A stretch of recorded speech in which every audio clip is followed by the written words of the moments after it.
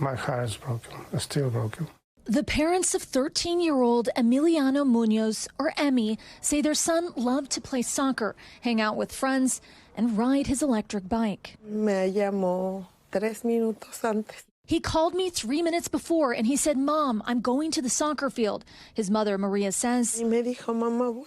Minutes later, Emmy was gone, killed, his parents say, when his e-bike collided with a cable stretched between a fence and a post. E-bikes are essentially bikes equipped with electric motors.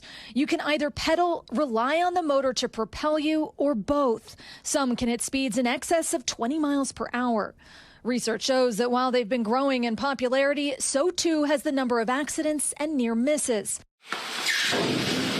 Even the batteries that power the bikes, especially if manufactured or handled improperly, can be dangerous. These machines go much faster than a regular bicycle. We see a lot of extremity fractures, a lot of broken bones. We see a lot of facial fractures, and sadly, a lot of brain bleeds, traumatic brain injuries. Dr. John Draus is a pediatric trauma surgeon in Florida.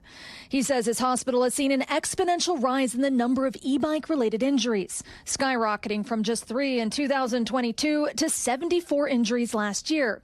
Halfway through 2025, they've already treated up to 60 kids, mostly between the ages of 10 and 16. Would you allow your child to ride an e-bike? No, I would not. And I have 2 sons with the brain injuries.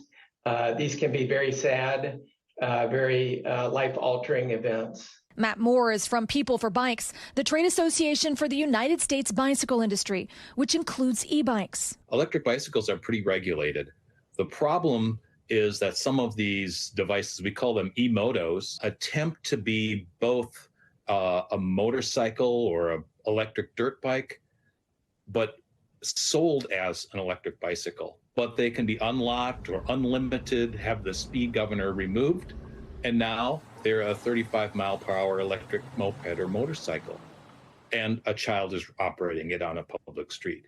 But even, say, a child going 20 miles per hour is very fast. It is fast. And many of our manufacturers recommend that you need to be 16 to use their product. Emmy's parents say at the time of the e-bike accident, he was wearing his helmet and safety gear. The family lawyer tells NBC News they plan to file a lawsuit to prevent future tragedies, telling our affiliate they'll never be the same. I'm so proud of him. I never told him, but I'm so proud of him.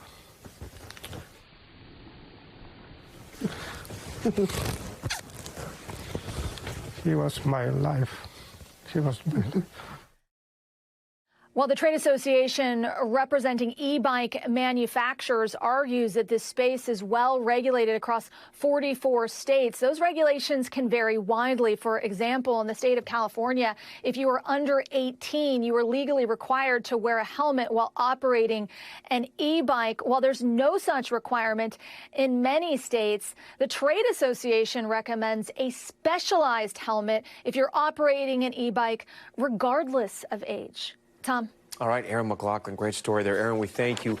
We thank you for watching. And remember, stay updated on breaking news and top stories on the NBC News app or watch live on our YouTube channel.